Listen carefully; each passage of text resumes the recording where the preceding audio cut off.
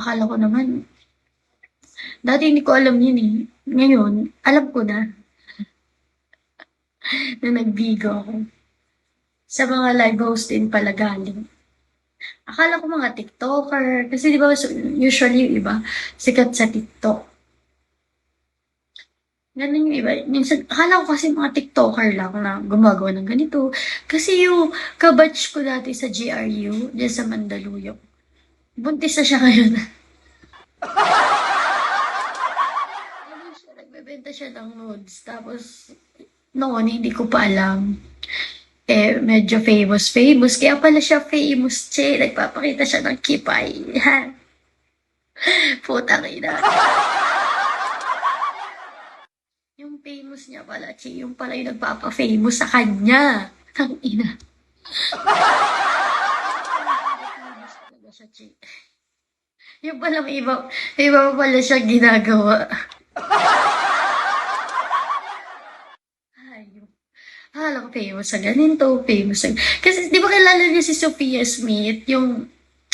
Basta kilala niyo na si Sophia Smith. Di ba kilala niyo na siya?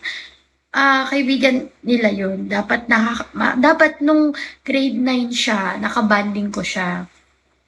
Pero mayaman naman siya eh.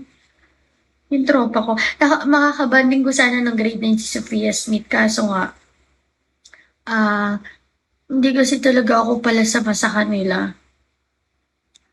Oh, nag-chat si Yuzel. Yuzel? Tama, Yuzel. Okay, nandito ba si Yuzel? Okay, Yuzel.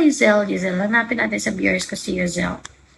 Okay, wala. Ang sabi ni Yuzel is, ang sabi nito, uh, 500 private. Alam mo, kung magpapa-private ka sa ganitong mukha po, kinang ina mo maganda ka ng 10K. Hindi ba ilam yan sa bar? Diba? Magjaja ko lang din naman kayo. Tapos pupunta kayo ng bar. Tignan nyo naman, gaganda ng babae doon. Tapos babayaran nyo 500 pesos. Ano yan?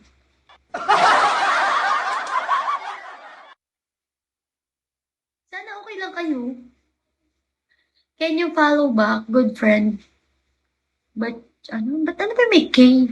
Ano sinasabi pa ng Indiano na to? Ayaw kong baho eh. I'm driving right now. I give you ispo. Ano ispo? Mas bet ko yung bakod sa likod. Ano ba? Hindi naman ako nag-affiliate.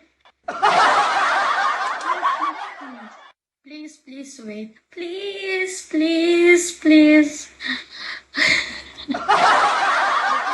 Right now, I give you sports K. Ano sports K? Don't worry. You know, Rihan, if you are driving right now, don't touch your fucking phone. Kapag na-aksidente ka dyan, kinang-ina ka. Please ha. Please. Ayokong baho mo.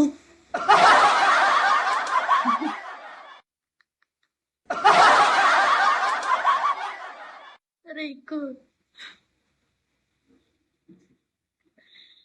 Ayoko naman ganda.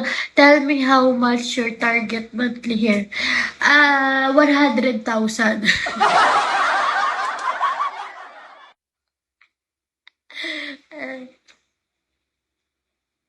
Sagad-sagad din na natin.